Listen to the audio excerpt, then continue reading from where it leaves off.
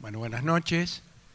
Bueno, la verdad que es muy grato participar en un panel como este y no voy a decir por qué, porque ya han leído en la presentación, pero es muy importante para nosotros porque, bueno, son 4 personas que han tenido relación con el Centro Cultural, que desarrollan una tarea importante en sus respectivas áreas y que me parece que estamos en mejores condiciones para dialogar hoy con ellos porque también nosotros tenemos un recorrido, es decir, 7 años de actividad del centro, y esto nos permite no sacar conclusiones demasiado importantes tal vez, pero sí tener una experiencia sobre la cual se puede reflexionar.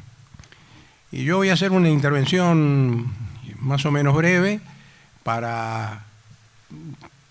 no tanto para fijar un temario o algunos ejes de la discusión, porque me parece que son tantas las formas de abordar esta cuestión de las relaciones entre arte y memoria, que seguramente cada uno de los que intervenga después lo va a hacer a su manera. Pero sí para decirles un poco cuál es el recorrido que nosotros hicimos y cómo se planteó esta cuestión de la memoria, que se nos impuso como a todos los argentinos, que como un tema que de pronto iba ganando mucho espacio social, del que era necesario ocuparse, no solo los que tenemos una actividad en un ámbito dedicado a estos temas, sino en general. Es decir, uno podría decir que desde 1983 aparece, al principio con bastante timidez, digamos, con bastantes inhibiciones, esta preocupación por la memoria. Y que tal vez a mediados de los años 90, cuando también empieza a debilitarse ese gobierno que había asegurado la impunidad de los genocidas y los responsables de los delitos del terrorismo de Estado de los años 70, va creciendo esta preocupación por la memoria y llega a configurarse lo que algunos autores han llamado una época de memorias fuertes, ¿no? Es decir, no siempre las sociedades interrogan y reflexionan acerca de su pasado del mismo modo, con la misma intensidad, y nosotros estamos viviendo, acelerados, si se quiere, por el giro político que se produce en el 2003, un momento en que se recuperan con fuerza las luchas y las vicisitudes y los dolores del pasado, y se recuperan con fuerza porque estamos viviendo también tiempos intensos de transformación, de debate en el presente. Esta es una de las características que me parece que en general se pueden establecer en esta periodización. Las épocas de memoria fuertes son no solo de preocupación más notable por el pasado, por la historia, por los testimonios, por las memorias, por recuperar el arte y la literatura de los tiempos pasados, sino que al mismo tiempo son épocas de cambio, de transformación, de intenso debate en la sociedad. Y en ese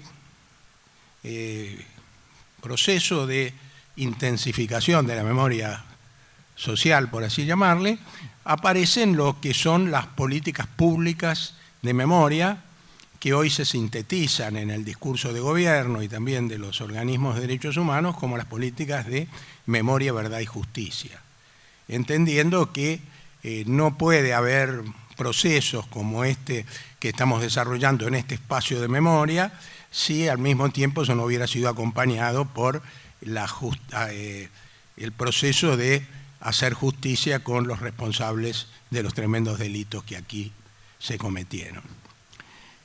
Y desde un primer momento, la literatura, el teatro, el cine, las artes visuales, se ocuparon en la Argentina de los episodios de los años, los que suelen llamarse los años de plomo, los años de las intensas luchas de comienzos de los 70 y los años de la dictadura militar después.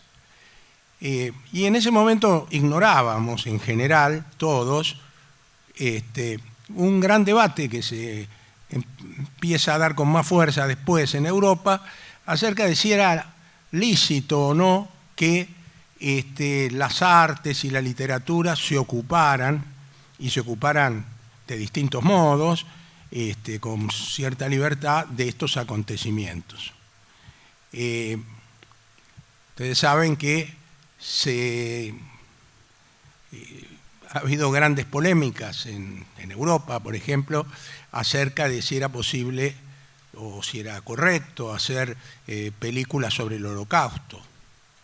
Se han hecho algunas muy buenas, pero por ejemplo el autor de la más importante, tal vez, que es un ejercicio de recopilación de testimonios que dura casi 9 horas, que es la de Claude Lanzmann, Shoah, desarrolló a partir de su película la curiosa teoría de que el cine sobre el Holocausto tenía que reducirse simplemente a la recopilación de testimonios, rechazando cualquier aporte, por ejemplo, de imágenes de archivo.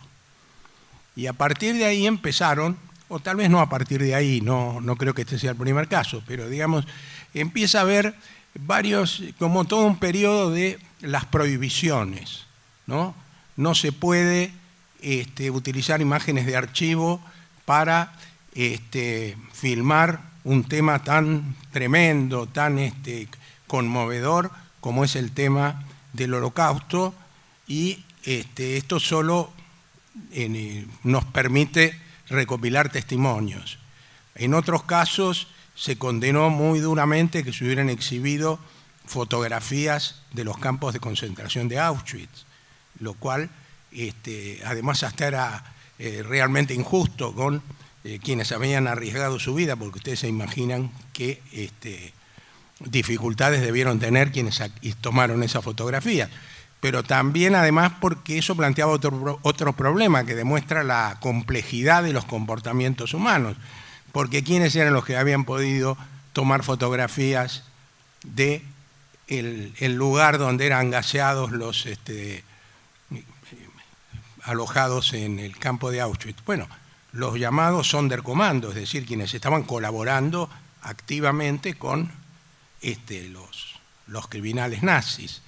Y así siguió discutiéndose, y de pronto hubo una serie de televisión sobre el Holocausto que también motivó reacciones muy airadas, y ni les cuento cuando se hizo una historieta sobre el Holocausto, ¿no? Que es Maus, una historieta que se publicó en los Estados Unidos, que hoy es reconocida como una obra muy importante, pero que en su momento pareció doblemente una falta de respeto. En primer lugar, porque era una historieta, un género que muchos seguían considerando menor, a pesar de todo lo que se había discutido esto de los géneros mayores y los géneros de menor importancia. Y en segundo lugar, porque los personajes de esa historieta que ocurría en el campo de Auschwitz eran animales, ¿no? Y todo esto tal vez haya nacido con aquella desafortunada frase de Adorno, tan impactante, pero que después él tuvo que aclarar tantas veces, acerca de que no podía haber poesía después de Auschwitz, ¿no? Y hubo mucha gente que dijo al contrario, va a haber más poesía después de Auschwitz, porque todos los sentimientos de dolor, de vergüenza, que de alguna manera genera este acontecimiento tan tremendo como el Holocausto, bueno, seguramente iba a estimular, como ocurrió también la poesía.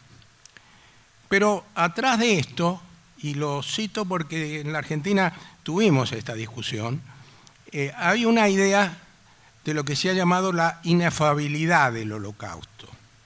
Es decir, habría acontecimientos tan difíciles de imaginar por el ser humano, un grado de crueldad que parece que va más allá de cuanto podamos concebir, ¿no? Un proceso de deshumanización que nos cuestiona ya en términos absolutos como personas, y que eso sería imposible, por un lado, de que las artes o la literatura lo pudieran captar plenamente en su significado, y en segundo lugar, sería de algún modo irrespetuoso, porque ustedes saben que ya en Grecia se decía que había ciertos temas que eran para la tragedia, y los temas que eran para la tragedia, por ejemplo, no podían ser temas de comedia, ¿no? Y entonces, por ejemplo, hubo una película sobre el Holocausto, muy debatida también en la Argentina, si no me equivoco se llamaba La vida bella, la de Roberto Benigni, que era una comedia sobre el Holocausto. Y eso motivó críticas muy duras, no solo a la película, sino al hecho de que pudiera pensarse que esas cosas pudieran hacerse. Esto tenía que ver con lo que podríamos llamar una visión sacralizadora de los espacios de memoria. Y esa discusión se traslada a la Argentina y de alguna manera ahí se canaliza en un primer momento cierto sentimiento de los familiares de desaparecidos, de la gente más activa en el movimiento de derechos humanos, que veía un poco a estos lugares como simplemente sitios donde pudiera recordarse a quienes habían caído en esta lucha, quienes habían sido asesinados, y lugares donde tal vez se podía venir y traer alguna flor, aunque acá no hubiera ninguna tumba, pero no se pensó plenamente que estos podían ser también espacios de arte y de cultura. Nosotros tuvimos que plantearnos, sin mucha preparación previa, estas dos discusiones al mismo tiempo. Primero, cómo encarar esta idea de una cultura de la memoria, de un arte que aporta a la memoria. Y esto evitando una doble trampa, me atrevería a decir, aunque creo que nunca lo había pensado exactamente de esta manera.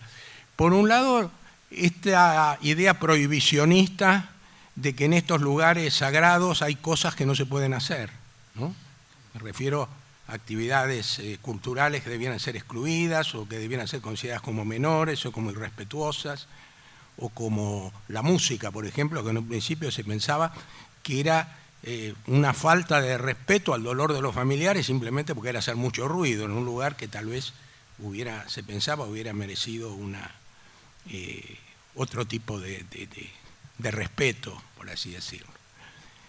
Pero al mismo tiempo tampoco caer en una cuestión, es decir, en una visión utilitaria del arte, porque no es simplemente que acá hacemos arte porque el arte nos permite reflejar y retratar y comprender mucho mejor lo que pasó en la Argentina que si nos limitáramos simplemente a leer investigaciones históricas o algunas reflexiones teóricas acerca de la historia y la memoria. No, nosotros, bueno, desde el Guernica de Picasso en adelante se sabe que hay cosas que el arte puede mostrar de un modo mucho más profundo, mucho más pleno y mucho más inquietante incluso que cualquier otra forma. Pero al mismo tiempo el Guernica de Picasso no solo es una contribución a conocer la crueldad de los alemanes aliados al franquismo y de conocer lo que pasó en la Guerra Civil Española, es un aporte a la cultura de la humanidad que trasciende incluso del momento y las circunstancias en que fue hecho. Entonces, a partir de allí entramos a pensar que efectivamente el arte podía ayudarnos mucho, por así decirlo, pero que no teníamos que pensar al arte, a la literatura, a la música. La música requiere una discusión especial. Yo alguna vez le he contado o he reflexionado con Liliana Herrero acerca de esa reflexión de Thomas Mann de que la música es políticamente sospechosa, ¿no? Porque uno escucha un discurso, lee un libro, a veces hasta ve una pintura y de alguna manera se imagina lo que está pensando el autor, pero es decir, la música tiene ese grado de apelación emotiva, irracional, si se quiere, en la que tal vez me estoy metiendo en camisa de once varas, pero tal vez la atracción de la música tenga que ver con eso. Pero entonces, esta es un poco la discusión en la que estamos, que en principio se limitó a qué se podía hacer aquí y que después nos fuimos dando cuenta que es una discusión más general, es decir, que por qué el arte tiene que tener un lugar en este espacio y en última instancia cómo profundizamos en términos más generales la relación entre el arte, la cultura y la memoria. Porque para ir terminando con esta reflexión, uno puede decir, bueno, el arte y la cultura y la memoria son a veces casi la misma cosa, porque ¿qué es la memoria de la humanidad? Bueno, es la memoria de los productos culturales, es la memoria de las obras de arte. Cuando nosotros recordamos el medioevo, tenemos la arquitectura, y cuando pensamos en el Renacimiento tenemos la pintura, ¿no es cierto? Pero además hay momentos en que las sociedades especialmente deciden hacer memoria. La memoria en realidad es una afección, es algo que nos pasa, es algo que no necesitamos tener voluntad de memoria para tenerla, ¿no? Podemos llegar a tener demasiada memoria, como Funes, el del cuento de Borges, pero hay momentos en que las sociedades creen que es necesario hacer memoria. Y ahí me parece que también aparece una falta de sintonía entre esta voluntad política y el proceso del arte y de la literatura, que tienen sus tiempos propios. Porque no porque nosotros decidamos hoy hacer memoria, van a salir como por, digamos, consecuencia natural, grandes obras que reflejen el periodo de la dictadura militar y de los años 60 y 70. Pero de alguna manera se produce un contexto social en el cual seguramente los artistas encuentran también motivos para reflexionar y para crear, y ahora sabemos que esas creaciones no tienen que responder a una línea prefijada, a una escuela, a un tipo de aproximación excluyente, sino que son tan variadas como la vida misma. Bueno, si estas generalidades que dije sirven para estimular un poquito lo que van a decir nuestros invitados de hoy, la verdad que me sentiría satisfecho.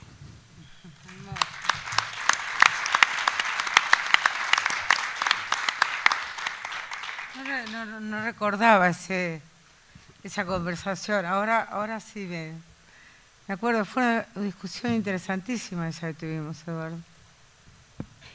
Y a veces uno no sabe qué decir en relación a esa idea de la música. Pero bueno, cuando me toque, que puede ser en cualquier momento, yo quisiera reflexionar sobre el sonido, ¿no? Sobre todo, y qué es posible hacer con la música. Y qué es lo que hace la música con nosotros, ¿no? Porque no es que nosotros intervenimos la música, sino el sonido está siempre ahí.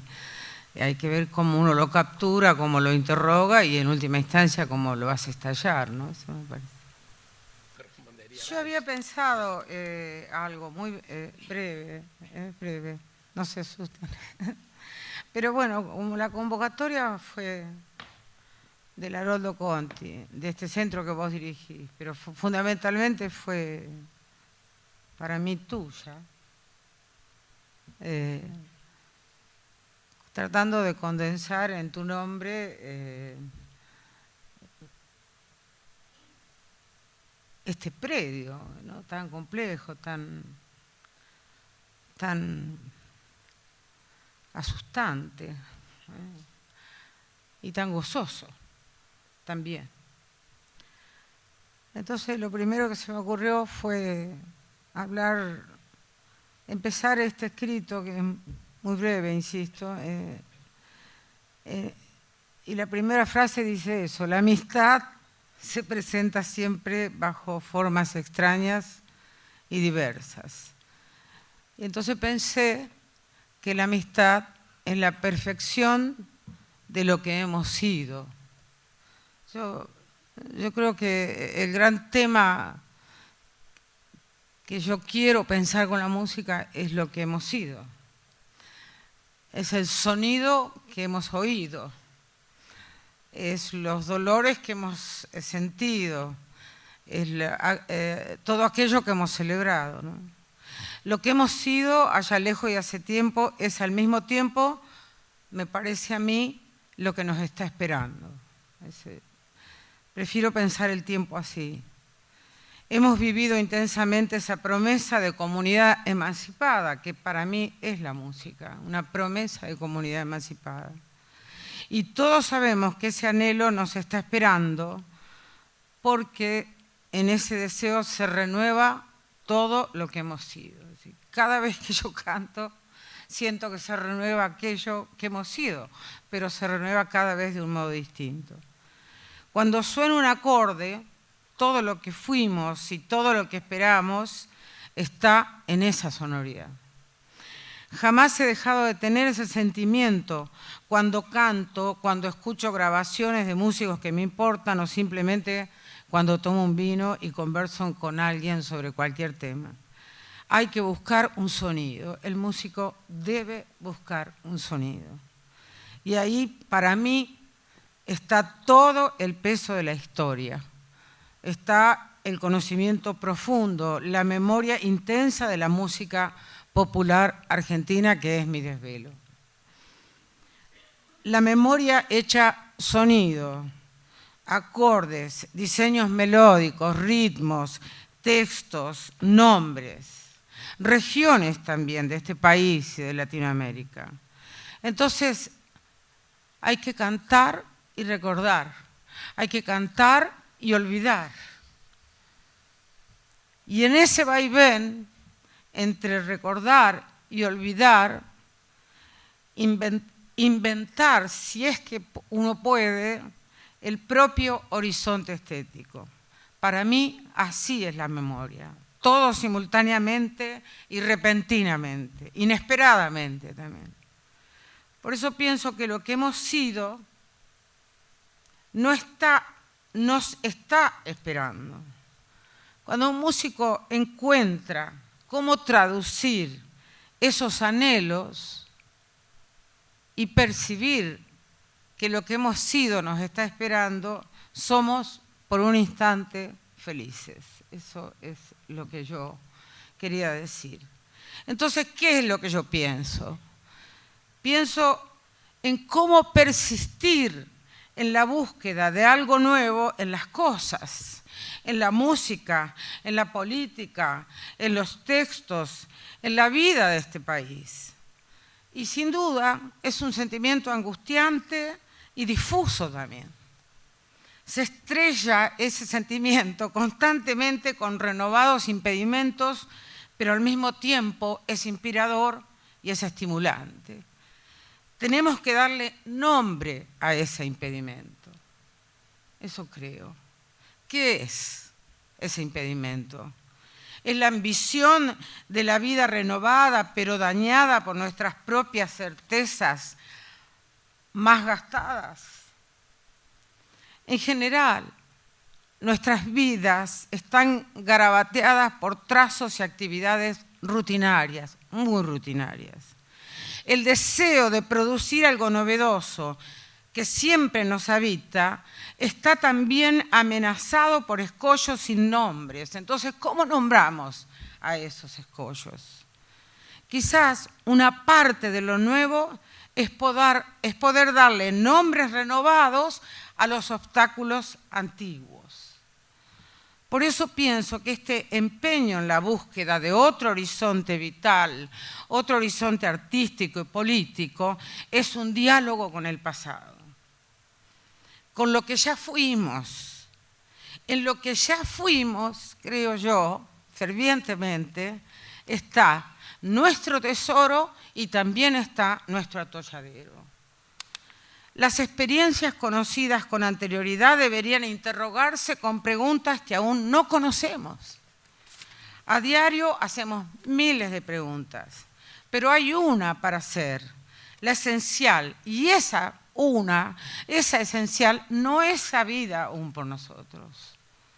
Un sentido nuevo en las cosas, un sentido nuevo en la música y en el país, es un pensamiento sobre nosotros mismos, sobre nuestras biografías, sobre el arte que practicamos o admiramos y sobre la política, pero agregándole a eso aquella pregunta que deberá venir, que no sabemos cuál es. Nuestras biografías están construidas sobre palabras y nombres ya dichos. Pienso que siempre es necesario volver a ellos, pero encontrando las formas nuevas de nombrar las cosas. Así pienso el canto. Tal vez ahí sería posible descubrir el grado de complicidad de las palabras con las cárceles del pensamiento.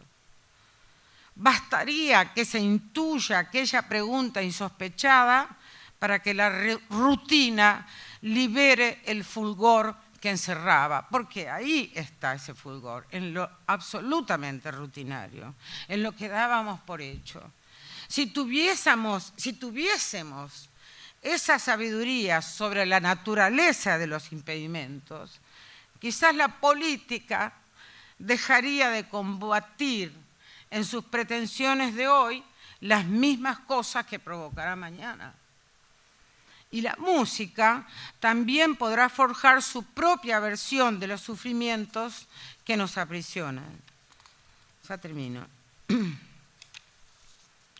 En su remoto origen, la música proviene de estigmas o maldiciones sofocadas, de gritos muy antiguos que nos reclaman y nos invitan a imaginar ahora nombres nuevos para salir de las formas de la miseria que nos tienen prisioneros. La música propone en primer lugar una geografía y se cobija en la memoria. Pero en la memoria dolorosa que ninguna voz está preparada de antemano para recuperar. Una voz se debate con los infinitos planos de la memoria, que fatalmente contiene uno que nunca será recuperable. Me he preguntado si es posible una empresa que intente pescar como una especie de pescador mítico y con un anzuelo certero. Me he preguntado si es posible una empresa que intente pescar todas las cartas sumergidas del pasado. Creo que no. Entonces, tal vez el arte descanse desde siempre en lo irrecuperable. Eso quería decir. Eso.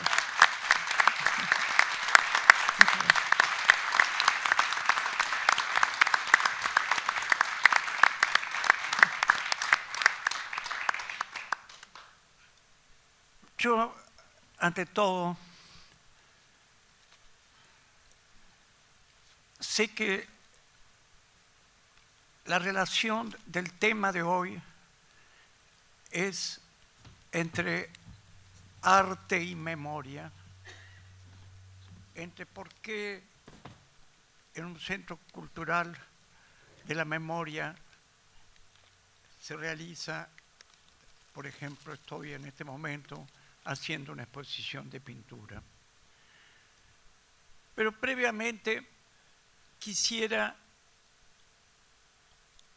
leer, y yo sé que cuando uno habla en público, leer es un poco pesado, pero lo mejor tal vez me ha salido que es algún texto ajeno al tema que acabo de decir, pero que se refiere concretamente a la memoria, a esta memoria, a la memoria nuestra de por qué incluso existe esto que existe.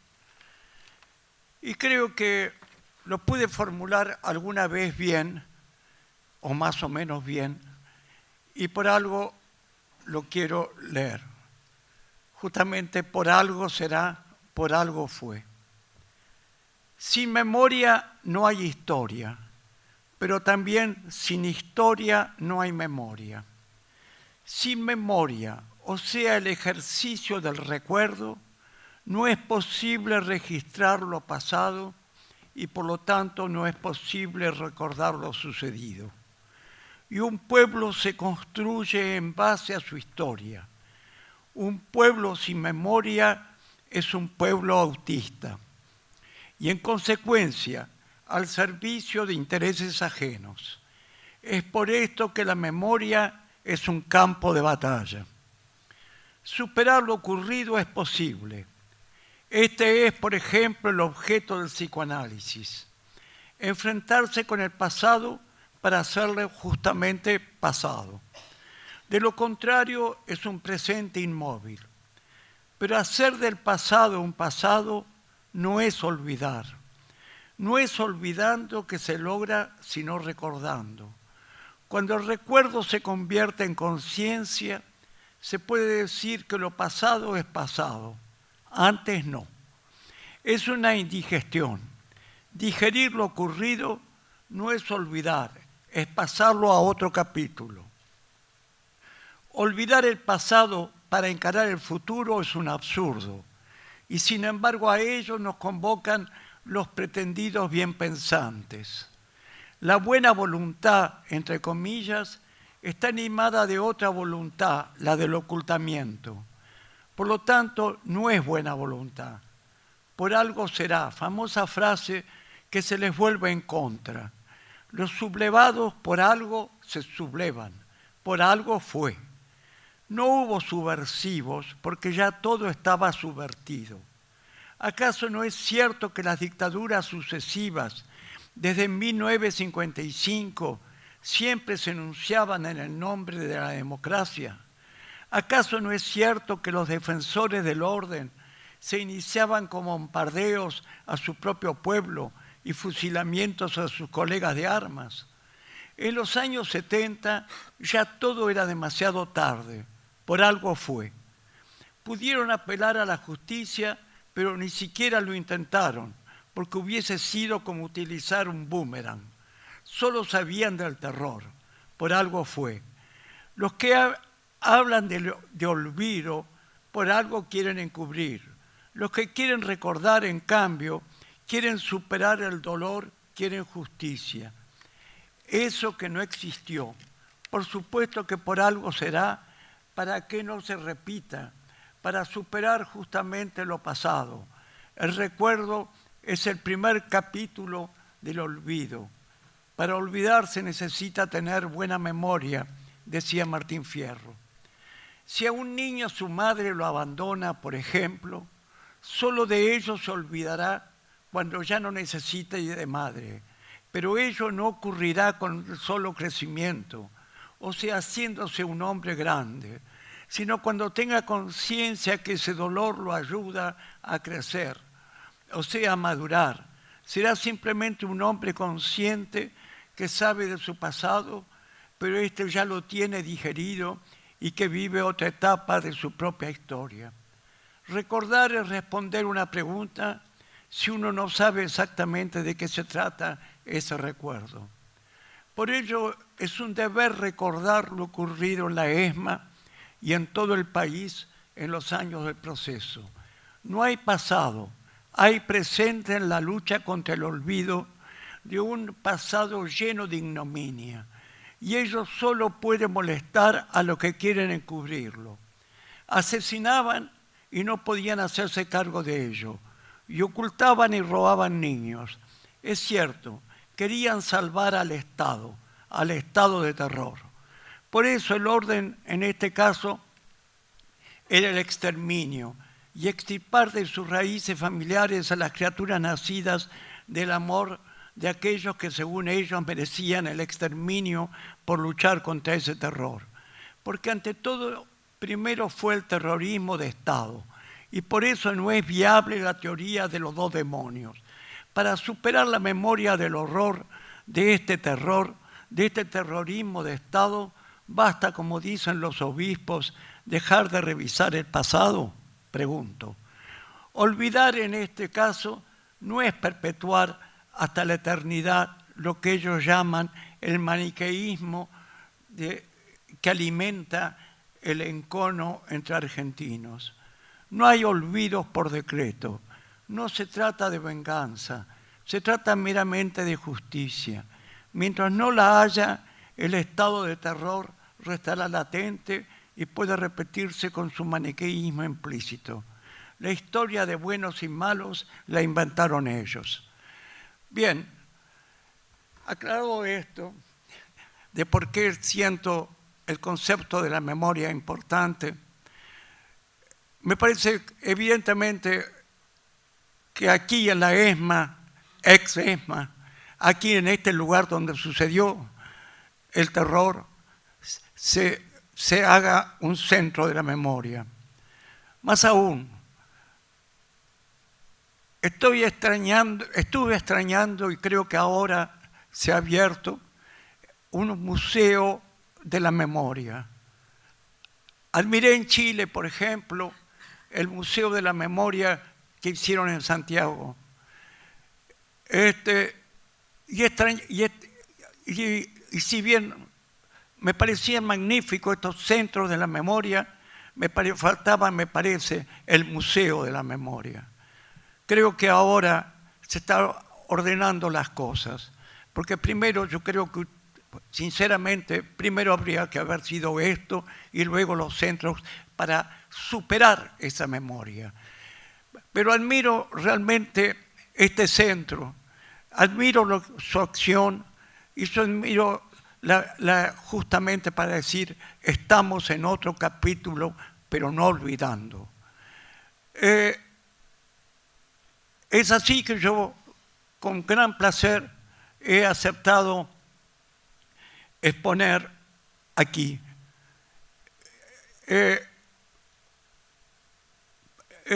Porque realmente son cosas que me conmueven hasta el propio nombre de Haroldo Conti. Yo lo recuerdo bien cuando me fui, dejé de dar clases y una de mis alumnas era la hija de Haroldo. Cuando llegué a París, el golpe fue en marzo, yo llegué el 1 de junio, al poco tiempo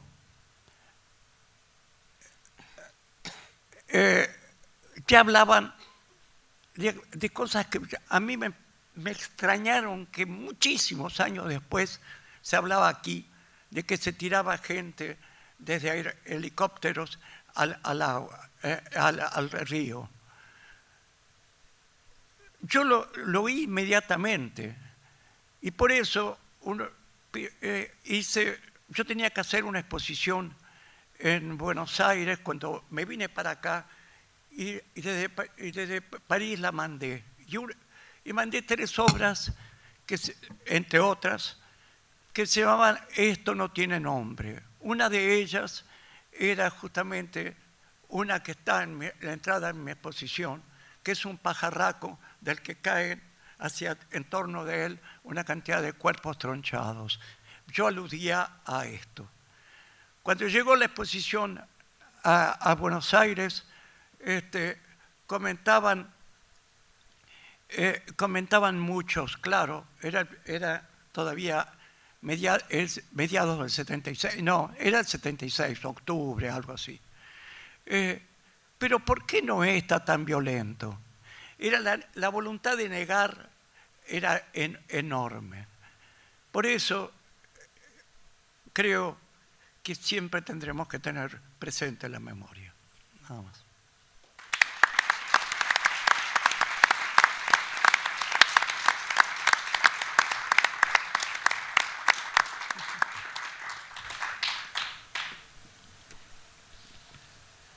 Me dejo atravesar un poco por las palabras que estoy escuchando y que resuenan, y quiero responder humildemente. Son temas grosos. La memoria, que está ligada con el tiempo, que es una materia con la cual jugamos los que hacemos arte. Hay ciertas palabras que trato de evitar. A veces arte es una de ellas, porque tiene como connotaciones y interpretaciones tan variadas y subjetivas que en realidad yo creo que hacemos arte cuando jugamos, y para mí es un juego dramático el que estamos haciendo y en el cual estamos inmersos, y sobre todo en este lugar. La memoria naturalmente está ligada al tiempo, y el tiempo simplemente es como una línea y nosotros no trabajamos linealmente, o sea que esa memoria con la cual trabajamos va y viene permanentemente, se transforma, es como una masa, es como una goma. Podemos ir y venir a través de los sueños y de las pesadillas. También específicamente el lenguaje con el cual yo vengo sobreviviendo en este pasaje tiene mucho que ver con la pintura y con la música, y es como una síntesis de ambas, enmarcado además en un escenario que es la vida misma. O sea que acá puede haber como una síntesis en este momento de lenguajes donde las barreras entre nosotros están difusas. Una de las experiencias más fuertes para mí fue haber entrado en este lugar, y ahí resuena una palabra que dijo Eduardo, ¿no? La sacralización de los espacios, que vale la pena quedarse ahí un poquito. Sí, la sacralización del espacio significa el tabú, la mención, el atrevimiento, la osadía, la negación, la ruptura de esas negaciones. Yo necesité bastante tiempo para estar aquí ahora y mostrar a veces mi trabajo en este piso, en este escenario. Y hubo todo un proceso, o sea, naturalmente comenzó con una carga que actualmente no tiene más, porque la estoy como exorcizando.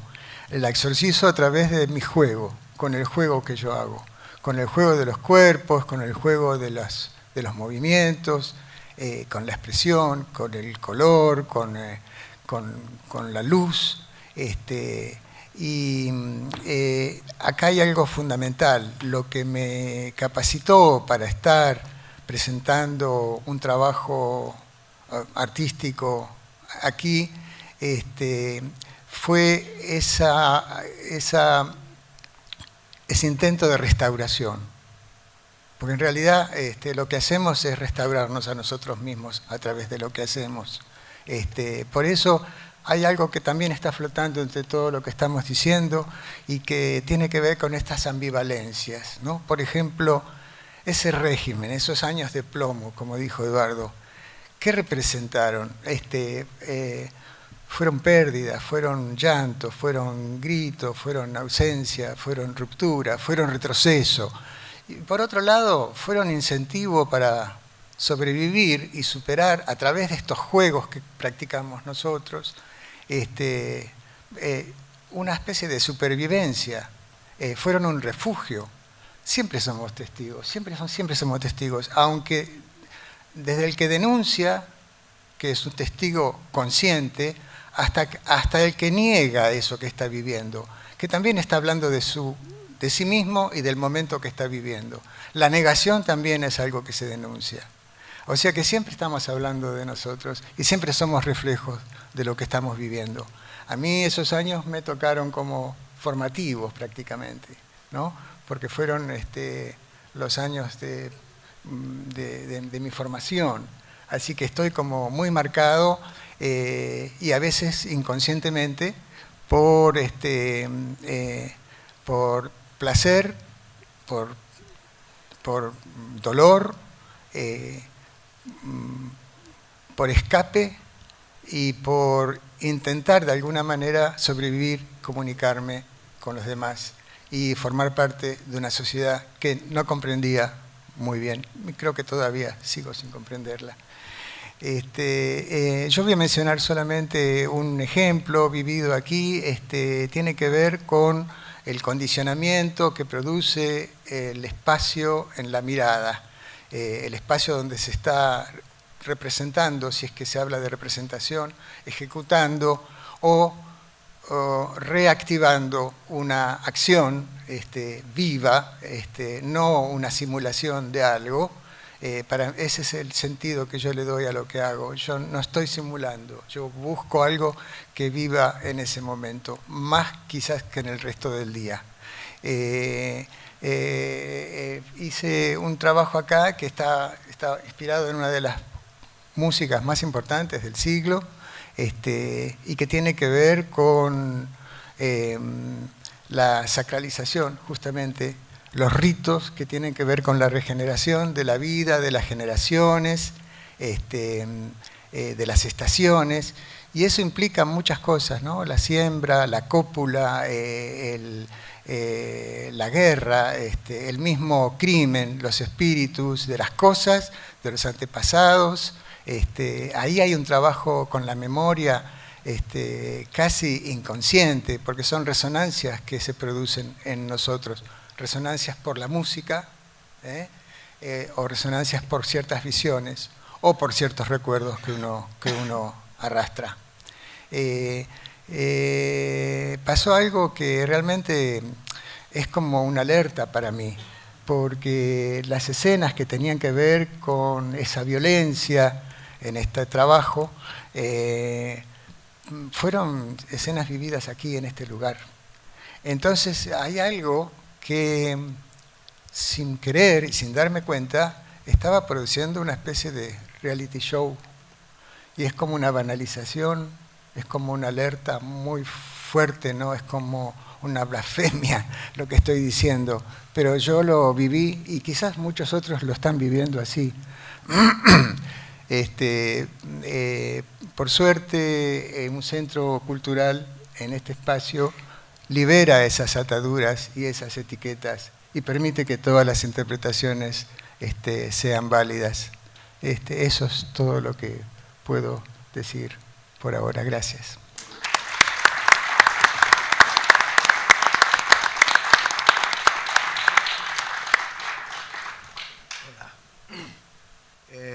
Agradecer obviamente la invitación, agradecer estar acá, agradecer escuchar lo que dicen. Estoy, por un lado, siempre, las veces que he venido acá, siempre estoy atravesado por una emoción espantosa. La disimulo, hago cosas como medialunas, pero estoy siempre muy... con muchas ganas de llorar. No necesariamente por todo lo que significa el dolor y la humanidad desfalleciente de la experiencia del horror en este lugar, sino por lo contrario, sino por la alternativa de poder ver este lugar transformado en lo que todos ustedes pueden ver, que es un lugar vital, hermoso, bello y noble. Acá se suman las personas. Cuando venía para acá yo tenía muchísimas ganas de venir por lo que significa, por la posibilidad de pensar, pero también por Noé, por Herrero, por Aray, por Eduardo. Digo, tenía ganas de verlos, tenía ganas de escucharlo a Noé. Hace muchísimos años leí La Antiestética, hace muchísimos años, no tenía todavía relación con el teatro, y a mí me pareció un texto fundante para pensar, para reflexionar, para poder pensar el arte como una alternativa a la política. En el sentido de una posibilidad de construcción defensiva ante la realidad, de un valor y de una significación enorme, que durante mucho tiempo yo personalmente viví como si fuera una especie de sustitución mendicante de lo que sería la militancia política, como si uno hubiera tenido vergüenza, o yo en particular, de haber sobrevivido a mi época.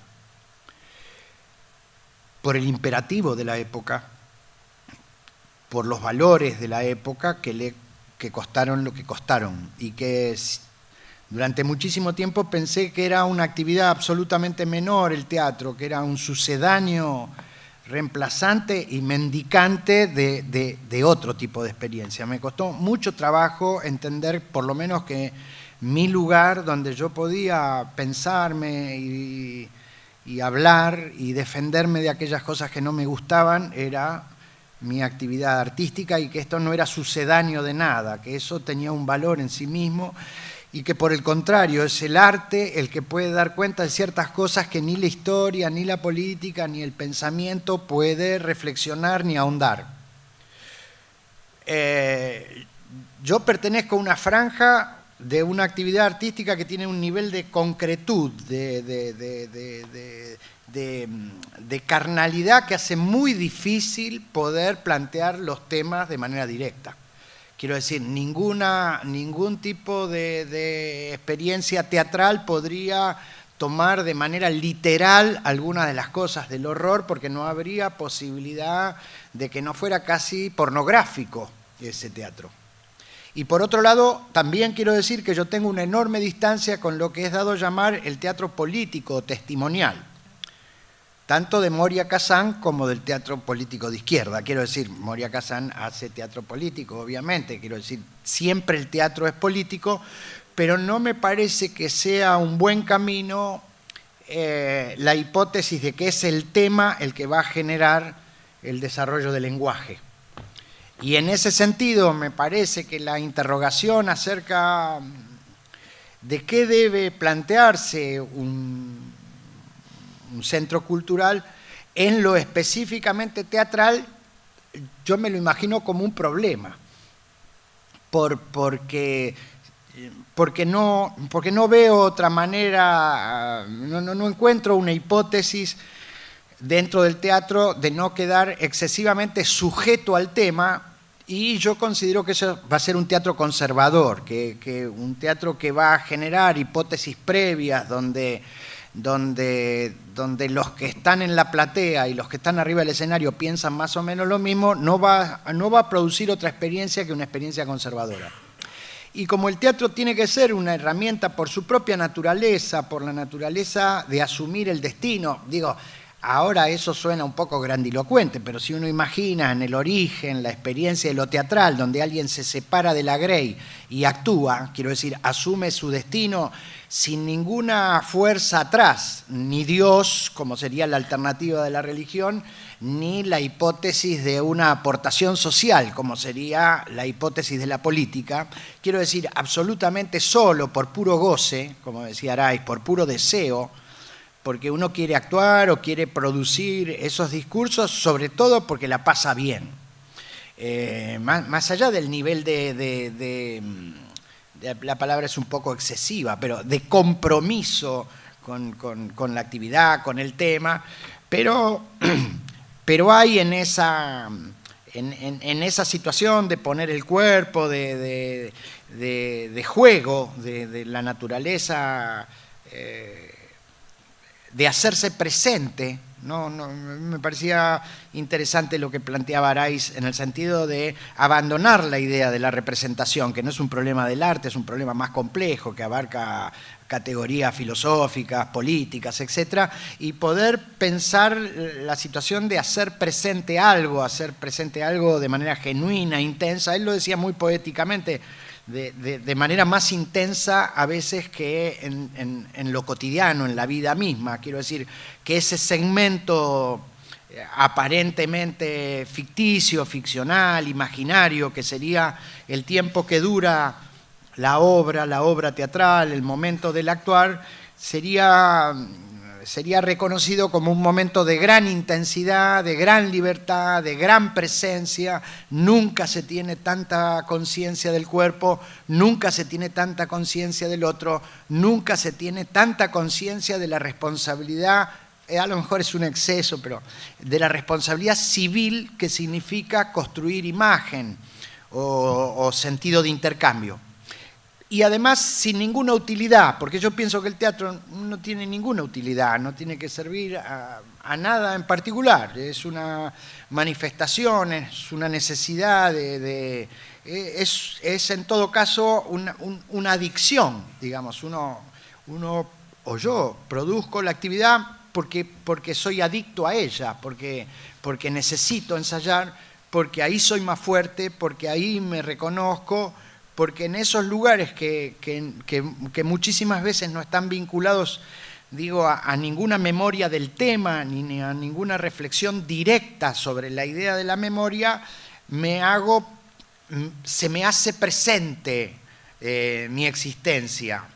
Y se me hace presente de una manera amplia, de una manera multiplicada, quiero decir, muy diferente a la obligación de ser que nos plantea la existencia, que por lo menos para mí en muchísimos momentos me confunde, me siento un imbécil, me siento un tarado, me siento que tengo una vida bastante anodina, y sin embargo en el ensayo, en el momento del intercambio, aparece, por decirlo también ingenuamente, lo mejor de mí, lo más genuino, lo que yo siento que más me reconozco. Como cuando jugaba al fútbol, cuando era chico. Quiero decir que había ahí en el juego, en la situación del compartir, en los sonidos, cuando Liliana, porque también era difícil después hablar de tu interlocución, de la de cada uno de ustedes, pero lo de Liliana era tremendo, era muy poético y muy bello. Y la idea del sonido, yo recordaba, yo vivía cerca del Colegio Guadalupe, muy cerca de donde está la iglesia Guadalupe y la placita de Guadalupe, y los domingos a la mañana se jugaba al fútbol ahí. Jugaban solamente los que eran exalumnos del colegio. O sea que yo no podía jugar. Pero yo vivía a 1,5 cuadras y escuchaba los gritos, escuchaba los sonidos y me despertaba. Solamente el fútbol podía despertarme y sacarme de la cama un domingo a las 9, 10 de la mañana para ir a ver. No podía sustraerme, era como una especie de llamado selvático esa situación. Lo mismo me ha pasado con el teatro, lo mismo, doy por sentado como un salto de lo que comprendía cuando hablaba Araiz. A mí la dictadura me ayudó, lo digo de manera brutal, porque me metí para adentro con el teatro, como un territorio de libertad, de posibilidad, de intercambio. Había que encerrarse para sentir esa sensación de posible libertad. Era una libertad, yo no ignoraba lo que pasaba afuera, no dudaba de eso, pero encontraba, aún dentro de los límites de esa actividad, aún dentro de esos límites, encontraba una gran plenitud y una gran posibilidad afirmativa. Siempre estuvieron presentes en todos los espectáculos que he realizado, presentes los dolores, las alegrías, las intensidades de esa época, no de manera directa, sino de manera lateral, quiero decir, de manera rítmica, de manera tonal, de manera energética. Siempre ha estado presente una voluntad de cuestionamiento, de enfrentamiento, de intento de poder dar cuenta de algo que también, si no, me sobrepasaba, que era cómo había sobrevivido. O sea, cómo seguía vivo por la ignominia, por la vergüenza, por la bronca, por el dolor, por la tristeza, etcétera, etcétera.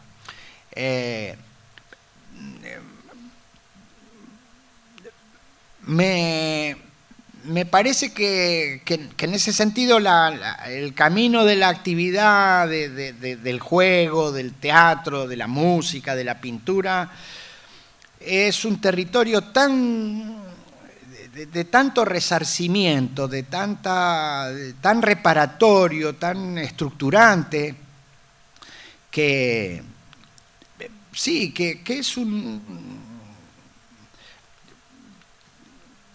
es como si uno dijera, no hay gesto, a mi entender, político de mayor envergadura que gran parte de las actividades sobre los derechos humanos, sobre la memoria y sobre la creación de estos espacios. Es un gesto muy reparatorio en términos sociales. entiendo, conozco, he escuchado, no de manera directa, pero digo, recojo esta discusión que en algún momento dado se debe haber producido en estos espacios o en los organismos de los derechos humanos en relación a qué características deberían tener estos espacios. Me parece que cualquier idea sacra sobre los espacios sería como una especie de antinomia de la propia memoria de lo que fue la visión de esa generación y de esa época.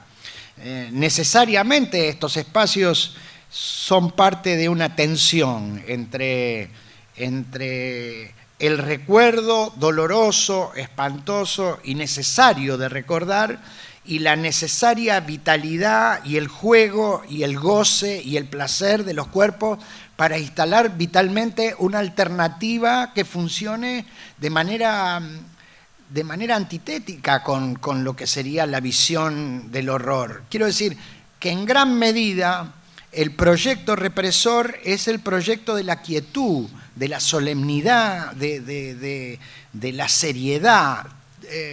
Digamos,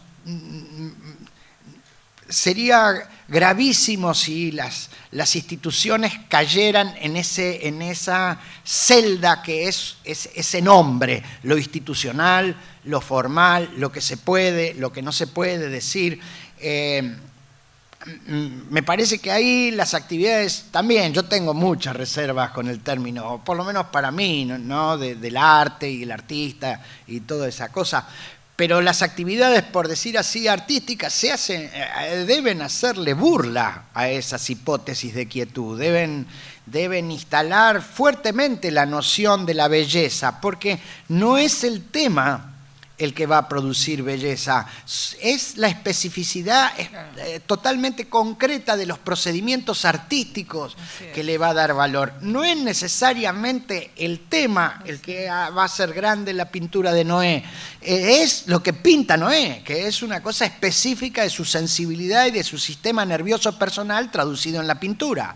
En relación al tema, por supuesto que ahí también hay una especie de, no sé, de acoplamiento entre la vivencia del tema y la intensidad que tiene esa personalidad en relación al dolor, la angustia, la visión horrorosa de los cuerpos lanzados hacia el mar, hacia el río. Nada, me gustaría estar más tranquilo para poder pensar más, o sea, estar más distante. Eso me alegra mucho venir acá, cada vez que vengo me alegra, me parece admirable, es una obviedad, yo ya sé que es medio tonto lo que yo digo, pero cada vez que veo que ciertos lugares que están relacionados con el horror, Tecnópolis, por ejemplo, la otra vez fui, porque tenía que hablar, fui un rato, nada, estaba admirado, estaba sorprendido. Es una cosa de perogrullo, pero decía, che, esto hace un tiempo no tan lejano era un lugar de los militares y ahora hay una cantidad de gente que por color, tamaño, edad y todo es variopinto, tiene una situación de invasiva en el espacio, de un nivel de teatralidad que yo decía, pero claro, a veces... Insisto, yo soy muy autorreferencial y doy por sentado que a lo mejor lo que me pasa a mí le pasa a muchos otros. Uno vive tan encerrado y vive tan... que a veces hay que salir un poco y mirar porque los cambios se producen a una velocidad que uno sigue hablando de cosas y el mundo es vertiginoso en ese cambio.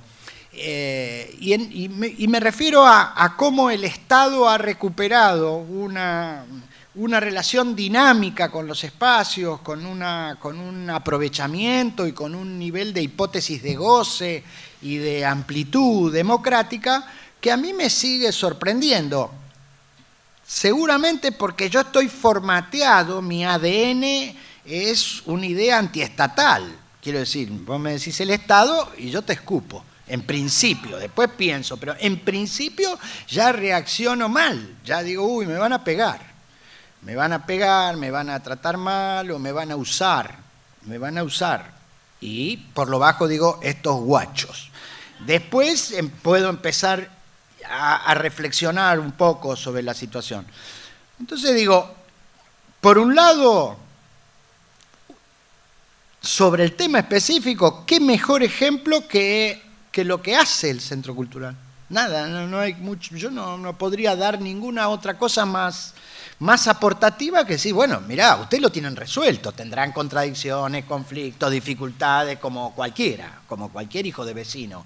Pero la verdad es que, en principio, ustedes deberían, no solamente, y lo sentirán, sentirse orgullosos, sino que parecen tener resuelto el tema.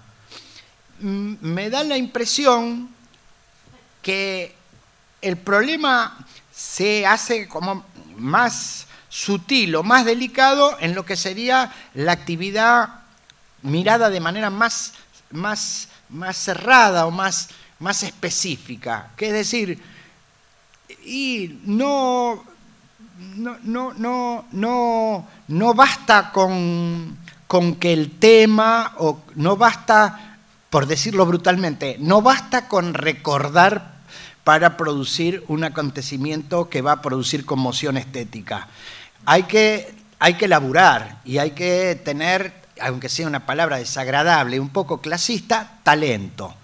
Y ahí hay subjetividad, hay pura subjetividad, hay pura singularidad individual. Lo que pasa es que esa singularidad individual se puede poner al servicio de la generación de situaciones, no sé, más dinámicas, más abiertas, más generosas en su intercambio, o puede transformarse en una especie de eficacia, digamos, de brillantez individual, de pura cerrazón.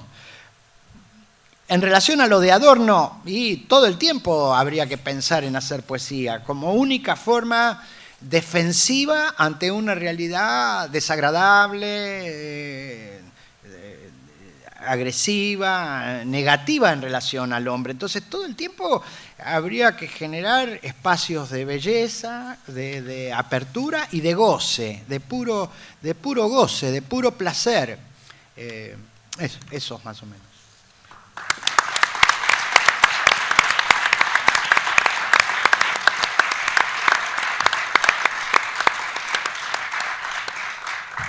A veces te encontrás con situaciones, a mí, que me disparó esta idea tu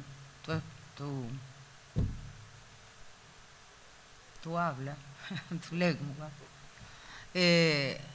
A veces hay situaciones, como por ejemplo el caso de la música, que tiene esa posibilidad de la masividad escandalosa, que tal vez algunas artes no las tienen. Por ejemplo, de cantar el 24 de mayo en la Plaza de Mayo. Entonces, ante eso, ¿qué hacer? ¿Qué hacer? Yo intento nunca hacerme estas preguntas antes de salir a la escena, porque es aterrador, es decididamente aterrador, pero yo, sin embargo, tuve que formularme objetivos, o sea, pequeñas cosas, ¿no? A ver, ¿qué voy a hacer? Entonces, lo que se me ocurrió fue, ¿por qué ceder el concepto de multitud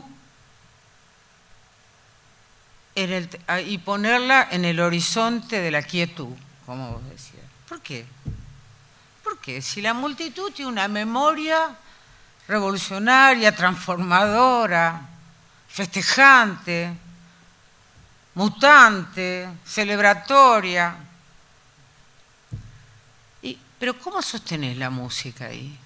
¿Cómo sostenés esa batalla, porque es una batalla, contra la captura de lo que la gente cree que tiene que escuchar, que es más de lo que ya sabe? ¿Cómo haces esa batalla? Y esa es la misma batalla sobre la memoria, me parece a mí. Eso va y viene, va y viene.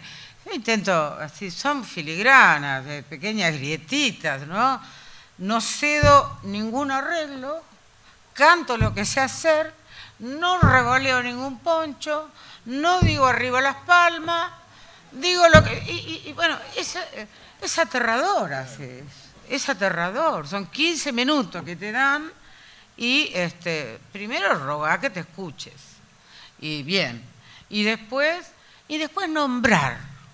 nombrar a mis compañeros con los que subí al escenario, nombrar las músicas con los poetas y los músicos que yo estoy cantando, porque reponer los nombres, reponer una memoria, es reponer una memoria, siempre para mí partiendo de la idea de que la memoria es un vaivén escandaloso y tensionante que nos sostiene a nosotros como podemos, digamos, eso. Pero nombrar, a mí me gusta decir en la Plaza de Mayo, ante 80.000 personas, Eduardo Falú, una gran guitarra argentina. A mí me gustó decir eso. Yo con que hubiera dicho eso y me bajo, yo estaba feliz. Para mí estaba fenómeno eso. Pero esa es una batalla que tiene la música también en relación, digo, pensando en las formas de las expresiones del espíritu, vamos a decir así, o como quieran, o del cuerpo, o de la carne, no sé, no importa, es todo eso. Si es que no quieren que nombremos la palabra arte, yo la sigo sosteniendo. Me perdí, pero quería contar esto, porque me perdí el hilo, digamos. No sé, es como muy desesperante también, ¿no? Después, si se me ocurre otra cosa, la digo.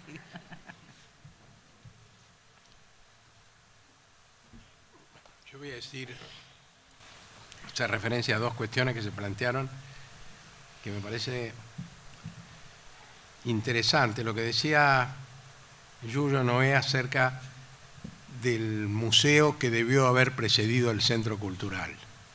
La verdad que me hizo pensar mucho porque el camino aquí fue el contrario, ¿no? Y en realidad todavía no existe un museo de la memoria. Lo que se ha hecho recientemente, que todavía poca gente conoce porque recién se ha abierto, es una intervención en el sitio donde estaban los detenidos y funcionaba el grupo de tareas y las torturas y todo lo demás, que no es todavía eso el Museo de la Memoria. Se va a hacer un Museo de la Memoria seguramente en algún otro edificio más grande del predio, pero más allá de esa aclaración, es interesarse, preguntarse por qué se vino al Centro Cultural antes que el museo. Porque él decía algo que me pareció muy natural en principio. Es decir, primero estaría el museo, porque el museo es como, de alguna manera, mostrar lo que ocurrió. Es decir, nosotros ya, al día siguiente del retorno del gobierno constitucional, sabíamos que había habido muertos, secuestrados, torturados, chicos apropiados, etc. Y el centro cultural, uno lo puede pensar más también con función de futuro, hasta de experimentación, ¿no? Cosas que se van buscando caminos de creación y por ahí podrán resultar nuevas formas de representación o como se le quiera llamar a eso. Y yo creo que lo interesante es ver que aquí no fue posible hacer un museo enseguida, porque el museo supone también ciertos acuerdos, cierta condensación de algunos relatos, y la verdad que para contar algunas cosas los desacuerdos eran muy profundos. Entonces, esta aparente asincronía entre el museo y el relato, a lo mejor, me animo a decirlo, a lo mejor hay que empezar el camino al revés. Es decir, esto tiene mucho de experimento el centro cultural, y a lo mejor dentro de algunos años tenemos acuerdos más profundos que nos permitan hacer un museo. Pero lo cierto es que cuando se planteó la idea del Museo de la Memoria, más allá de los problemas de gestión, de si había recursos o no, de quién lo pensó mejor o peor que otros, que eso de ninguna manera es relevante, lo notable es que había desacuerdos bastante fuertes entre los distintos organismos de derechos humanos acerca de cómo tenía que ser ese museo. Hubo algún pensamiento un poco ingenuo de quien decía, bueno, si estudiamos bien la historia de esos años con un criterio científico nos vamos a poner de acuerdo. Y por supuesto que algunos pretendemos haber estudiado más o menos bien esa historia y seguimos teniendo desacuerdo. Entonces, insisto, a lo mejor esto es un camino para el museo. Nunca lo habíamos pensado así, pero me ayuda lo que él decía. Y la otra cuestión que me sentí un poco interpelado cuando lo dijo Araiz, porque es como si uno hubiera subestimado lo que esto también tiene necesariamente de lugar sacro, ¿no? Porque yo sé lo que cuesta aproximarse a este lugar, porque alguna vez entré por primera y por segunda y por tercera vez, y porque todavía ahora a veces me pasa, ¿no? Pero nosotros rechazamos es una palabra fuerte, cuestionamos la sacralización, un poco lo decía Bartís, porque aparece como opuesta a la misma idea de memoria, como algo vivo, dinámico, que confunde pasado y presente, ¿no? Y además porque la desacralización para nosotros tenía dos problemas. Uno, la deshistorización, es decir, era difícil pensar lo que había pasado en la Argentina si simplemente se pensaba que todos los holocaustos o los grandes crímenes contra la humanidad eran iguales de algún modo, ¿no? Y por otro lado, este rechazo al aporte de las artes, de la literatura, ¿no? Pero hay como un componente de sacralización que hay que sostener. Porque el día que la gente entre acá y esto esté tan absolutamente resignificado, sea tan lindo el edificio, que no recuerde para nada lo que pasó aquí, bueno, realmente esto será un fracaso. Es decir, esto no servirá para los propósitos que... Entonces, ¿y esto por qué? Porque con todas las especificidades que tiene este lugar de memoria, que no es como Auschwitz, porque Alemania no es la Argentina y la dictadura militar tuvo sus especificidades y hay que estudiar bien la historia para intentar comprenderla mejor, hay un punto en que sí son iguales, es decir, hay un sentimiento de humanidad vulnerada, digamos, que uno siente, va a visitar cualquier lugar de memoria en cualquier lugar del mundo y siente algo parecido en ese punto, ¿no? Y eso es ese espacio de sacralización que yo creo que nosotros seguimos defendiendo. Pero no hay mucha contradicción. Perdón. No hay mucha contradicción, porque, por ejemplo, el teatro y la actuación, que es más atorranta, digamos que hay una situación donde, quiero decir, la actuación no se la termina de creer nunca. Primero porque dentro de las artes somos como una especie de prima menor, media idiota, que nos hacen un lugarcito, digamos. Y como además, a nivel de lo social, se asocia mucho con lo que sería la industria del entretenimiento, queda en un lugar medio difuso. Digo, si no salís en la tele, mejor decir que haces otra cosa si el taxista te pregunta de qué trabajás. Mejor decir que tenés una farmacia o sos mecánico dental o juez de concurso de belleza, que garpan mejor que decir hago teatro, soy actor o soy director de teatro. Nada. ¿Y dónde haces? Ahí ya, si llega a hacer esa pregunta, la situación... Es mejor suicidarse en ese mismo momento, reconocer que uno es un minusválido, sería, y que ha equivocado el camino, y que hace una actividad tonta, pueril, y sin ningún tipo de reconocimiento. Entonces, digo esto porque... la escena, que es una situación negadora de toda autoridad, de todo Dios, de todo orden, tiene un carácter sacro. Nosotros, hablo un plural, no me refiero a mi propia actividad, me refiero a un plural, a un montón de personas que conozco, nos jugamos la vida ahí. Quiero decir, tenemos una ética perturbadora, totalmente perturbadora, porque no responde a los modelos tradicionales de la ética, pero sin embargo con un grado de compromiso y de que él nos tenía que matar para sacarnos de la escena, ¿se entiende? Y tenemos una decisión ahí profunda, sacra, por decir así, y al mismo tiempo negadora de cualquier orden silencioso, moral, lo que se puede hacer, lo que no se puede hacer. Yo voy a contar yo cuento siempre anécdotas porque es una forma de causar simpatía en el público. O sea, hace muchos años, muchísimos años, cuando empecé a dirigir, yo dirigí una obra de Pavlovsky que se llamaba Telaraña. Creo que fue lo primero que dirigí.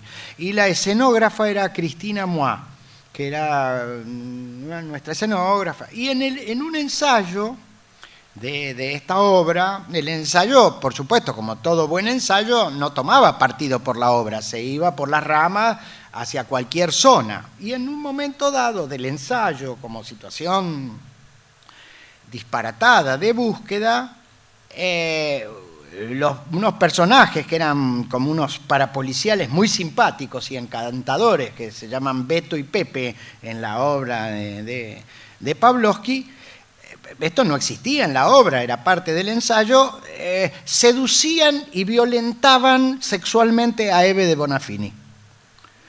Y Cristina Moix se levantó del ensayo y se fue. O sea, no entendía que eso para nosotros no era una falta de respeto a Eve Bonafini, que es una referencia absolutamente profunda y esencial en cualquier persona de bien de este país.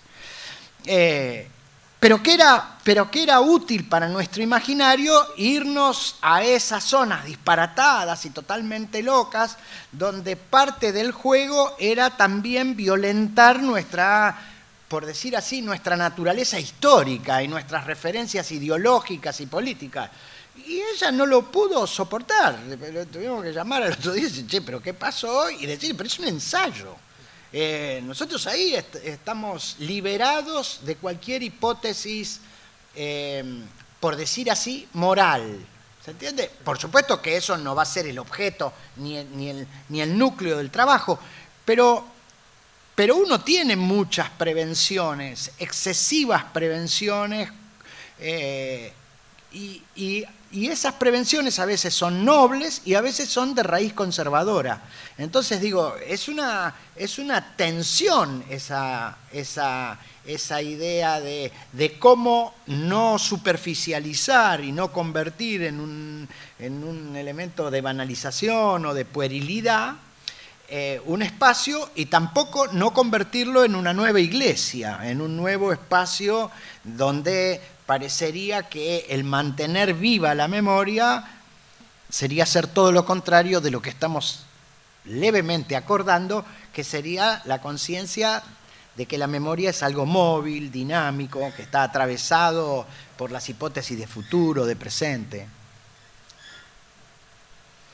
Yo estaba pensando en los sonidos. Yo, sin embargo, la idea de sacralidad es una idea que defiendo, una palabra que me gusta defender o pensar en ella. Cuando en un acorde está el peso de la historia, esa música para mí tiene una belleza, y por pura prepotencia de belleza, digamos, sería el peso de la historia. ¿Cómo sabemos cuándo eso está? ¿Cómo sabemos cuándo eso está? Entonces, ahí a mí me parece que se produce un momento absolutamente sacro, absolutamente sacro. Pero menos por religiosidad y más porque yo percibo que en esa música hay una tensión extraordinaria, y sí voy a usar la palabra de Adorno, porque la palabra tensión es una palabra típica, propia de Adorno. Está esa tensión o esa certeza que el pasado no es nada si no es interrogado por el presente, y el presente no es nada si no interroga el pasado. Entonces, esa tensión, para mí, se traduce en un sonido, se traduce en un acorde, y ahí a eso le llamo yo, ese acorde, esa música sacra, completamente correspondiente a aquello que no vamos a poder resolver nunca. Y ese es el peso de la historia. Eso pienso yo. Sí, el peligro ahí es la solemnidad, ¿no? Eso es lo que pienso yo de manera... En el teatro es claro, cuando la afirmación de algo es excesivo, el teatro se torna solemne y es perceptible, bueno, digamos, por supuesto que siempre está presente el juicio personal, la propia subjetividad en relación a... Pero el teatro, la actuación sobre todo, informa, plantea siempre la necesidad como de una torsión, de un gesto que cuestione esa propia sacralidad, digamos, ¿no? Eso es la sensación de búsqueda desesperada de un lenguaje que contenga por niveles semejantes o parecidos, no es una cuestión de balanza, pero tanta intensidad emocional afirmativa como su propio cuestionamiento, su propia mirada cómplice de decir esto podría ser de otra manera, para salir de ese territorio de solemnidad.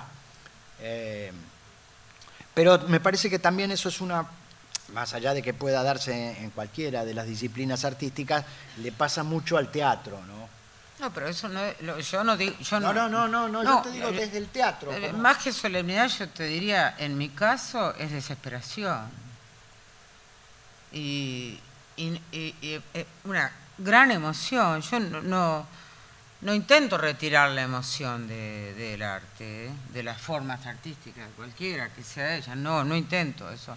No me propongo eso, ni tampoco la risa, pues claro, por supuesto, ni la burla, sabiendo que el acorde anterior tal vez después me lo olvidé y hago otra cosa. La burla de mí misma, digamos. O sea, la solemnidad no es quietud. La solemnidad como quietud no me interesa, pero la solemnidad sabiendo que voy a olvidar eso que hice, a mí me parece fascinante para pensar la música y el arte, ¿no? Sí, pero eso sería más campo estrictamente emocional, no sería solemnidad. Yo me refiero a cuando lo reconozco muy claramente en el teatro, cuando el teatro se torna autorreferencial y se torna engolado en la afirmación emocional de ciertas cosas, y tiene una membresía. El teatro tiene una membresía, el teatro tradicional, el teatro oficial, tiene una membresía que no se corresponde con su peso. Se cree, tiene un embaramiento, un engolamiento, una fascinación con su decir, con su técnica. Digo, no me refiero a la actuación solamente, al concepto general de lo teatral, que si no se lo ataca, si no se crea una contrapartida, no aparece esa tensión de la cual vos hablabas o este intercambio en la situación. ¿Se puede intervenir? Me remitió a poco tiempo. Yo estuve aquí en la ESMA, adentro. Y me pasé 35 años sin poder volver, en realidad. No a la ESMA, sin poder volver a Argentina, siquiera. En un momento determinado visito a mi hijo en Polonia, visito Auschwitz con él, voy al Museo de la Memoria del Holocausto, paseo por Alemania con mi hija y intervengo en algunas reuniones de jóvenes alemanes con abuelos nazis. Y tu intervención me sugirió una cosa muy terriblemente contradictoria, ¿no? En Israel, la sacralización de la memoria ha generado algo terrible. Y políticamente lo estamos viendo. Estamos viendo lo terrible de una memoria que se escapa por muchas fisuras, ¿no? En Alemania, la negación de la memoria genera una situación también terrible. Yo preguntaba a las amigas de mi hija, con abuelos nazis de la Gestapo y de servicios del Estado en ese momento, le preguntaba, pero ¿y vos qué sentís cuando te enterás o hablás o preguntás? No, es que mi abuelo era muy amoroso conmigo y yo tengo un hermoso recuerdo de él y de sus mimos y de sus regalos. Bueno, se produce una situación muy especial cuando te enfrentás a esas situaciones, ¿no? Tanto me refiero a Israel como a Alemania, ¿no? Entonces, estaba pensando en tu intervención y lo que está pasando aquí. Yo es la segunda o tercera vez que vuelvo aquí. Y sí, comparto plenamente todo lo que se dijo, ¿no? La primera vez me tuve que ir, no pude caminar siquiera por el lugar. Y lloré todo lo que se puede llorar. Sigo viniendo y tengo que hacer un cierto esfuerzo. Voy haciendo juegos mentales como para intentar evitarlos, ¿no? Venía caminando ahora desde la General Paz para aquí y veía Escuela Mecánica de la Armada y pensé, Escuela de la Memoria y del Arte, que quiere decir ESMA también. O Escuela de la Memoria Argentina. Y bueno, y logro entrar y logro estar y más o menos, y me emociono con todo lo que han dicho, ¿no? Pero estas pulsiones tanáticas y estas pulsiones eróticas que nos habitan y que hicieron del pueblo alemán un cómplice del Tercer Reich, o que están haciendo del pueblo judío un cómplice de otro tipo de holocaustos, ¿cómo lo elaboramos nosotros? Ahora aquí sentados, en un lugar que lamentablemente yo lo difundo y hablo con mis amigos y con mis hijos y con la gente, y no puedo penetrar. Hay una barrera que a mí personalmente, o esa ausencia de memoria, hace que no termine siendo lo que tendría que ser, ¿no? Bueno, disculpen estas disquisiciones mías. Eso nada más quería comentar. Perdón, con respecto a lo que vos decías. Bueno, es un poco difícil hablar después de todo lo que dijeron, pero yo cuando pienso en lo que pasó, como tengo 22 años, no lo viví, sé lo que se sabe, lo que uno investiga y todas esas cosas, pero me pregunto, todos sabemos cuál es el resultado de la dictadura. Y el resultado de la revolución, el resultado de toda esa gente que mantuvo su ideología y algunos murieron por ella y otros se tuvieron que escapar y otros sobrevivieron callados y con miedo. Entonces, yo creo que sobre todo en los jóvenes, yo veo cómo se sembró el terror, que es en lo que estoy de acuerdo con lo que dice él, que hay muchas personas a las que todavía no se puede llegar. Digamos, hoy en día se supone que somos libres, pero la gente siento que tiene miedo de enfrentar esa libertad o que no sabe qué hacer con. Yo desde mi parte, estudio en un profesorado de artes y soy miembro del centro de estudiantes. Soy presidente del centro de estudiantes. Y me cuesta un montón conseguir que mis compañeros se comprometan, que tengan un punto de vista crítico, que no tengan miedo de opinar y de la diversidad. Creo que eso es para mí el mayor, ¿cómo se dice? la mayor secuela, tal cual, de eso que pasó, porque nos sembraron el miedo. Yo veo imágenes de lo que era antes, la actividad de los jóvenes, ¿no?, en las facultades y en todas partes, con centros de estudiantes abiertos al debate y con la participación total. O sea, era algo cotidiano que los jóvenes participen en ese tipo de cosas. Y hoy en día, no, totalmente lo contrario en todo. O sea, se abren estos espacios que me parece genial, que yo sé que las cosas llevan tiempo, que esto pasó hace poco, pero el tema de la conciencia me parece que es tomar conciencia realmente de lo que fue y de las secuelas que dejó y qué hacemos para cambiar eso. Desde el arte, por supuesto, que se puede ayudar un montón y transformar todo, y un montón de, bueno, docentes míos también lo vivieron en persona y me han contado que si sobrevivieron es porque se refugiaron en el arte, básicamente. Pero bueno, a mí lo que me preocupa es eso, el terror sembrado hace ya décadas y el miedo a la opinión crítica, que siempre va a ser diferente a la de otro. Me pregunto de repente cómo podríamos...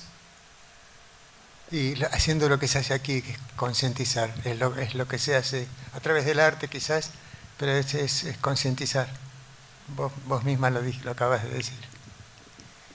Claro, gracias. No sé, quería como contarles mi inquietud. Sí, o la idea de no tener un pensamiento totalizante, en el sentido de una expectativa, porque mi impresión es que teníamos mucho más miedo hace 15 años, o hace 20 años, pero mucho más miedo a hablar mínimamente, a intercambiar mínimamente, y también pensaba en relación a lo que vos decías, que no hay que olvidarse que acá es una experiencia de la Argentina, la ESMA y los campos de tortura. Quiero decir que no eran solamente los militares, era un conjunto de la población que en silencio, sin querer enterarse, delegando esa tarea horrorosa, yo venía en un taxi hoy y le dije, mire, vamos al Centro Cultural, me dijo, la ESMA.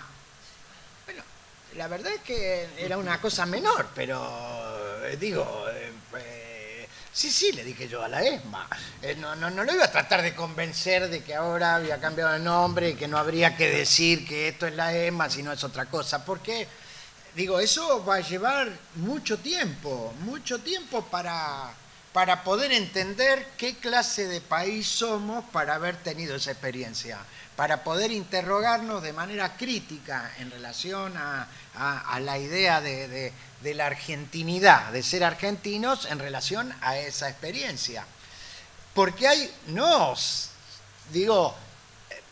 muchísima gente que nosotros al prender la televisión vemos que es una experiencia, no digo similar, pero Barrio Nuevo lo acaba de plantear. Quiero decir, Barrio Nuevo ignora que había una ley que es la 21.400, donde por hacer huelga te podían meter 10 años en cana, firmada en 1977 por la dictadura.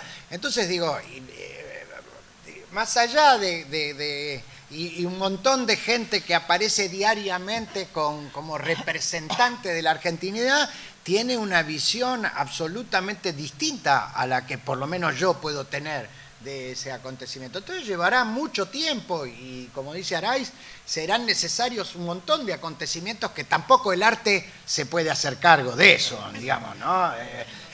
Será la política, los gobiernos. Este gobierno en ese sentido ha sido aportativo, enormemente aportativo. Yo no soy kirchnerista ni nada por el estilo, pero enormemente aportativo. Cuando nosotros nos enteramos que Kirchner había mandado al frente a 50 comisarios generales. Estábamos en un festival, me acuerdo, en un festival que se hacía en París, y esa noche nosotros actuábamos como si nos hubiéramos tomado 2 gramos de merca, porque estábamos con una sensación de alegría y de intensidad, de que algo parecía mentira, algo que parecía imposible, absolutamente imposible.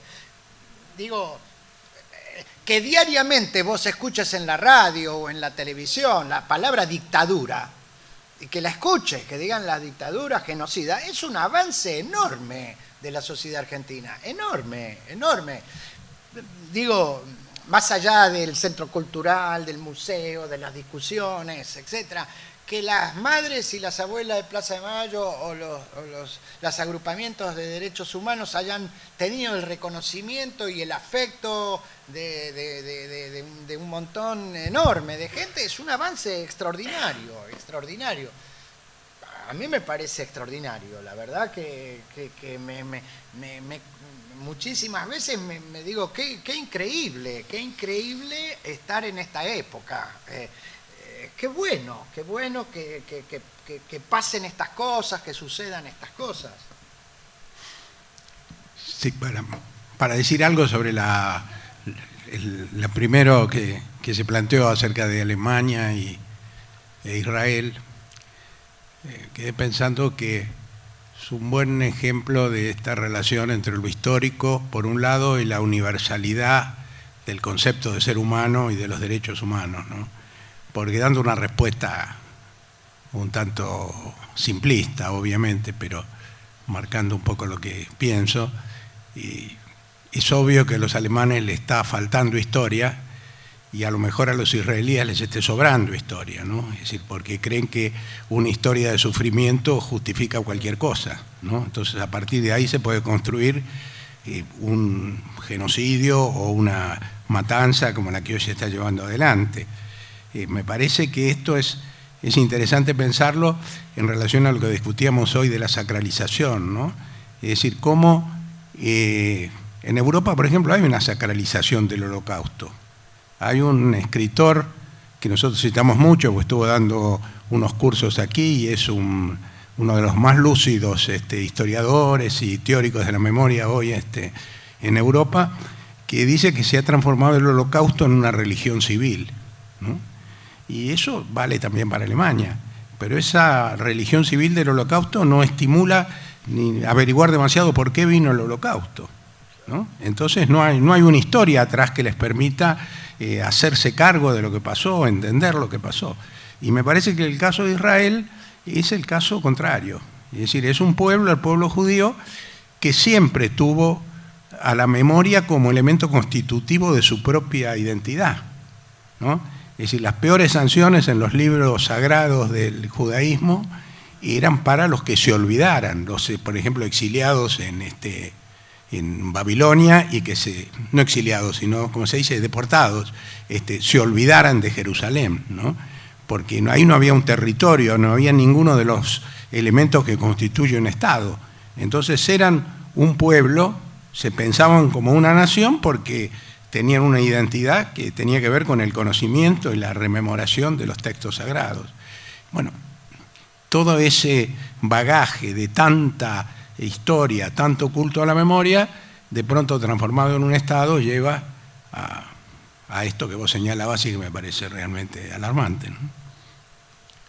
Pero no hay remedios para estas cosas, pero lo que se está diciendo acá me parece que viene bien, camino de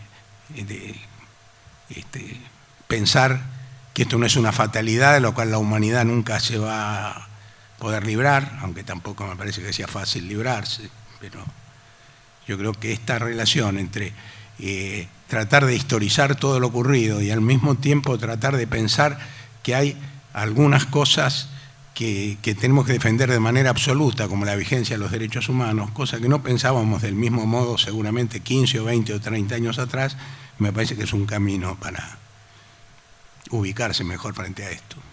De verdad que yo le había planteado a Eduardo que quería decir unas cosas y cantar una canción, pero en relación a un pensamiento que tuve que era como de una coherencia perfecta y ahora olvidé ese hilván.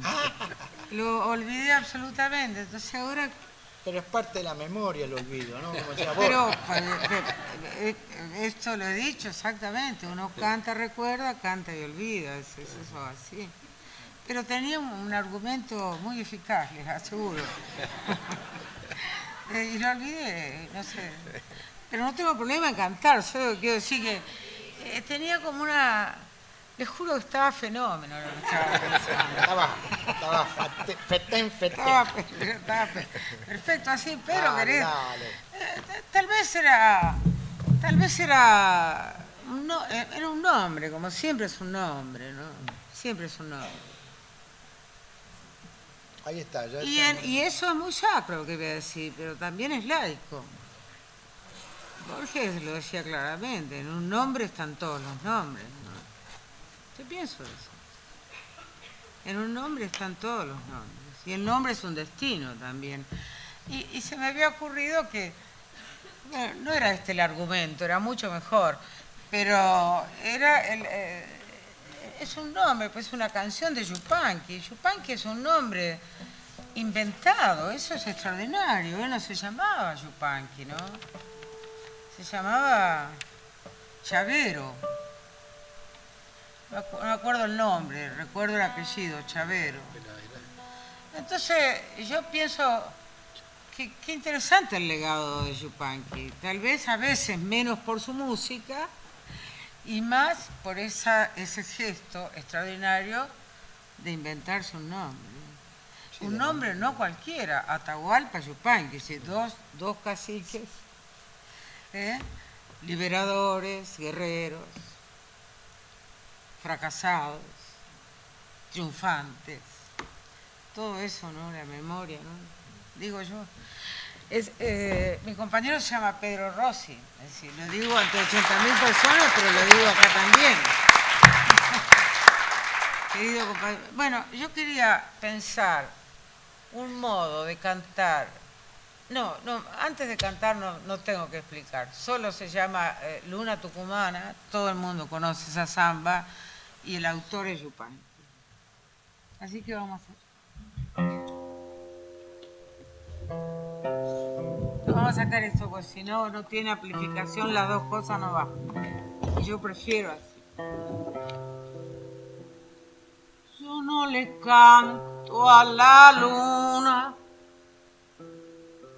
porque alumbra nada más. Le canto porque ya sabe de mi largo camino.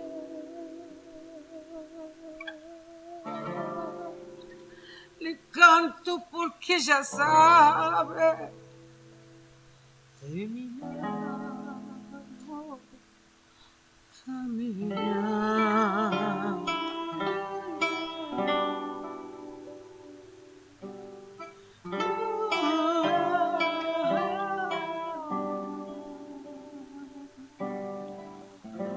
Ay, lunita tucumana, tamborcito, calchaquí, compañera de los gauchos, por las sendas de Tafí. Compañera de los gauchos, por las sendas de Tafí. Perdido en las cerrazones, ¿quién sabe, vidita, por dónde andaré? Mas cuando caiga la luna, cantaré, cantaré.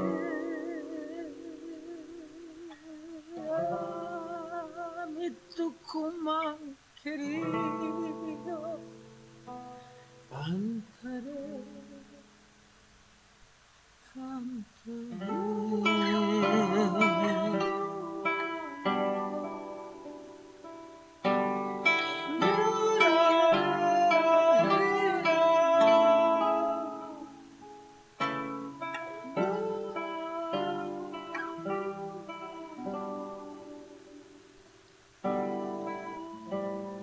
Con esperanza o con pena, en los campos de Acheral, yo he visto a la luna buena besando el cañaveral.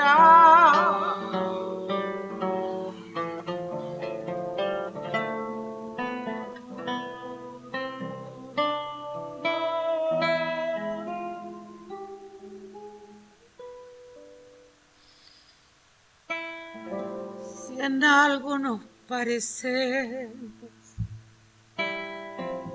luna de la soledad, yo voy andando cantando, que es mi modo de alumbrar. Yo voy andando cantando, que es mi modo de alumbrar. Dime las razones, quién sabe, vidita, por dónde andaré. Mas cuando salga la luna, cantaré, cantaré.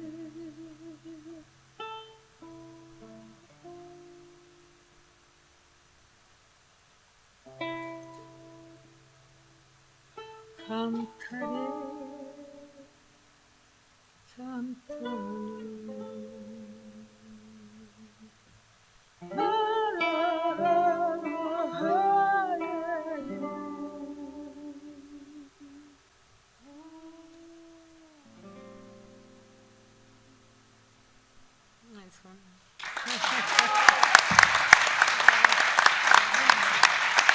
Nos mató. Nos pasó el trapo a todos, ¿no? Ahora tenemos que hacer el baile. Nos pasó el trapo a todos. Ahora lo único que quiere es el baile. Bueno, el otro día Noé pintó en la inauguración de la muestra. Pintó ahí Así, a mano a mano alzada. así que... Bueno.